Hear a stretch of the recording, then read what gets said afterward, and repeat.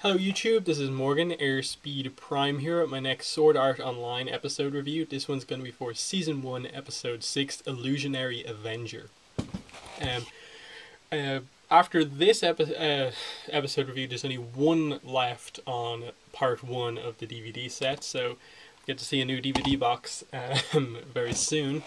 But Episode 6 is obviously the second part of the previous episode, which basically makes up this kind of murder mystery plot about the Golden Apple Guild and the death of Griselda and stuff like that. And rewatching this episode now, having not seen it in a while, I really almost forgot how heavily foreshadowing and how important this episode is for Kirito and Asuna's relationship. And it's really like heavily linked to basically where their relationship goes from here. And a lot of what kind of foreshadows their relationship also links into how they solve the mystery in the end. So overall, I think it's a really impressive episode how it manages to link those two things together, and that it's not the most exciting plot overall, this mystery. It's interesting for sure, but there are better episodes. But what's the highlight of these two episodes, this one and the previous one, are definitely getting to see Kirito and Asuna's interactions just working together. And throughout this episode, what you get is just a lot of nice interactions. Like that scene that just, if you don't think about it, it doesn't come across as much to you. Where they're just sitting down and Asuna basically hands Kirito a sandwich. And just the dialogue as they kind of gradually reveal that she didn't buy it from anywhere, she made it herself, is a really big reveal for Asuna, because her issue at this point in time is that she's so set on clearing the game, she's so set on being a high ranking member of her guild and getting through the game as quick as possible, that she comes across as this different person.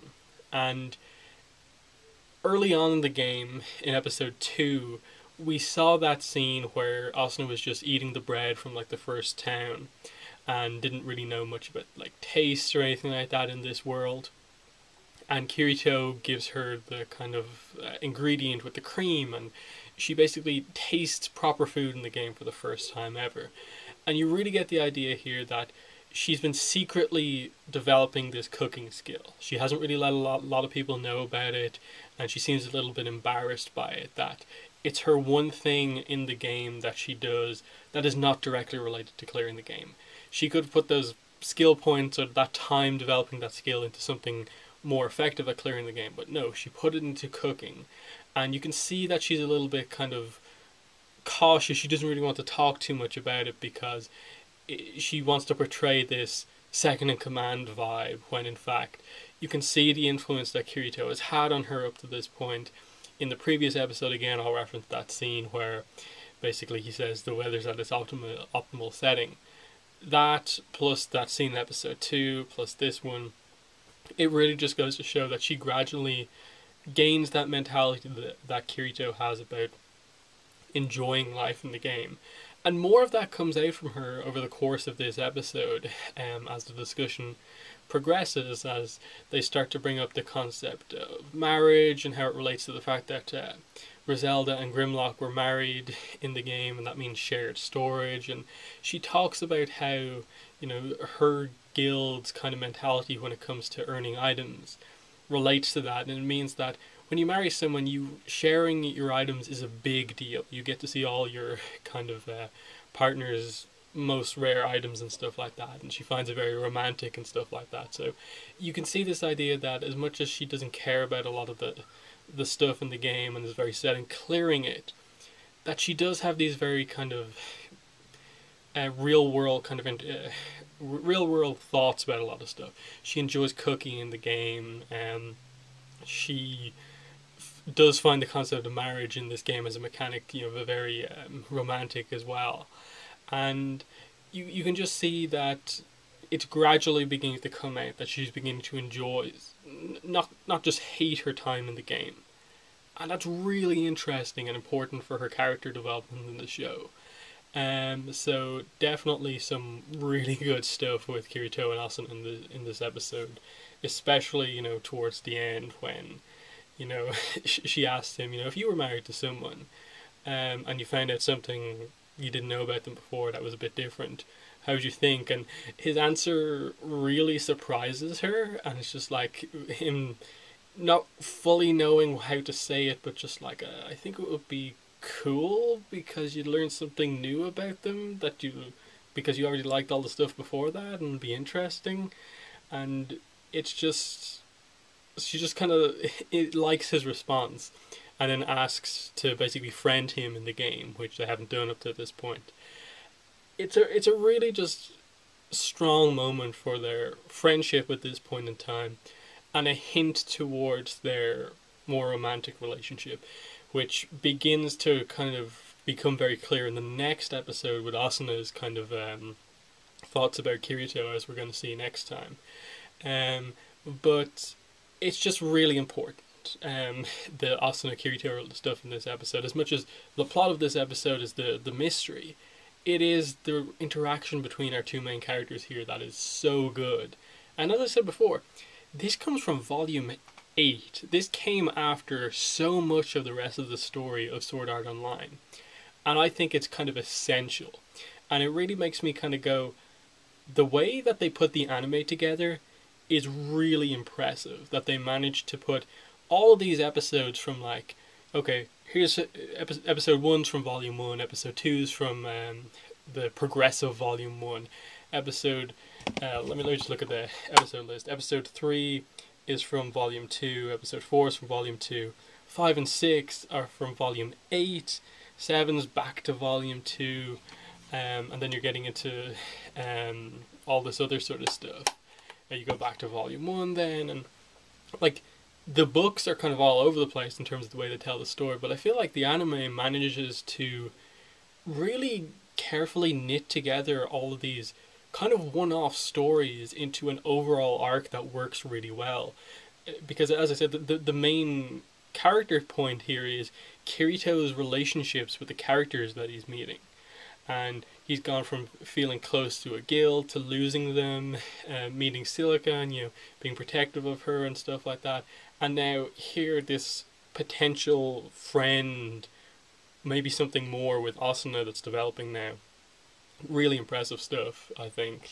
And it's definitely something that the show maybe doesn't get the credit for, and that it's just it's a fun show, but there's not much depth to it. But I do think there's a lot of character depth here. But let's actually get into the plot now. I haven't really touched on it at all. It's definitely interesting the way all of the reveals come out. Like the one of those nice interaction scenes with the sandwich leads to Kirito realizing that there's no trick here. There's no kind of game-breaking mechanic here.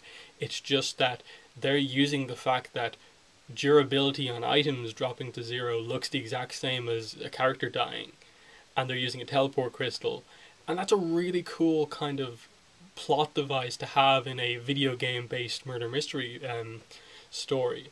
And then you add to that this idea that everyone was playing everyone this episode, that Yoriko and Kynes were basically trying to get a confession out of Schmidt, and they were kind of using a little bit of help from Grimlock in the background to find out what happened. When in fact Schmidt was kind of involved, but he only did what he did for money and didn't directly kill Griselda. And then Grimlock ends up being behind it all, and for really horrible reasons. And it's just this really dark reveal that they weren't just married in the game, they were married in real life. And the reason he had her killed was because her personality changed from real life to the game. It's basically revealed that much of the reason he loved her in real life was because she was kind of submissive personality, and her becoming more of a leader in the game was something he didn't like, and so he killed her for that. It's really like this villainous thing that you just hate the guy for even thinking that way. And so when Asuna just steps up and calls him out, and really just kind of, it's that kind of armor piercing statement, you stopped loving her when you became possessive, and he just breaks down, and the rest of the guild is going to deal with him from here on out. It's a really nice way to end the story. And plus, while all this is happening, we get Kirito's interactions with the Laughing Coffin and their first introduction into the story. Obviously with characters like Johnny Black and I think POH, who's like the leader of the Laughing Coffin. Johnny Black obviously is going to be a character who comes back in the Phantom Bullet arc, comes back in the Alicization arc, but I don't want to spoil that, just in case anyone doesn't know about where the books go and stuff like that. But still, just seeing the main murder guild in the game make an appearance here. Grimlock's hired them to take out the rest of his guildmates, and then the kind of mentality just built up around these guys that these are bad news, and then Kirito just strolls up and he's just like, I call the rest of the assault team here, but until they arrive, do you want to face me? And they just run off. Again, really gets across that the high level guilds in the game know who Kirito is and know to stay away from him and don't even attempt to challenge him. Again, just it's always a cool moment just that you get across. He is the most powerful player in the game. Most of the other powerful players know that and stay away from him. But as I said, a really clever episode. The writing and the way they reveal these little mechanics, and ultimately the kind of tricks of how this mystery came into play, and how you were kind of led astray by thinking that all these characters we were meeting, like Yoriko, were getting killed off, but in reality they were kind of using Kirito and Asuna for other reasons. Very clever, plus just the emotional impact of those Kirito Asuna scenes, and definite kind of foreshadowing for their relationship, and hinting that that's where it's going to go to. Even just that line from Grimlock that he says to Kirito is just like, when you kind of like fall in love with someone, you'll realize you'll do anything to like keep it that way, and he's a bit shocked. So again, I really like this episode. Before I actually just went to actually do the reviews for these two episodes, I was kind of prepared to say that they're definitely not two of my favorite episodes of the season, and I'd still probably say that, but I have such a better appreciation for it now that I'm actually like analysing and like saying it out loud, that this is actually a really impressive Kirito Asuna episode, this one and the previous one, and it ends up being really important because otherwise, without this, their relationship does happen a little quickly, whereas this, I think, works as perfect foreshadowing for the fact that they've met. You get the implication that even before this started last episode, they've known each other for a while. They meet at all the boss meetings. They have this relationship where like they argue and stuff like that, and they disagree about a lot of things, but fundamentally they are friendly to each other and do like each other, and you can see it's about to develop into something more. So, love these two episodes. In the comments, let me know what your thoughts were on these episodes and what your thoughts were on this review. Other than that, thanks for watching, and bye.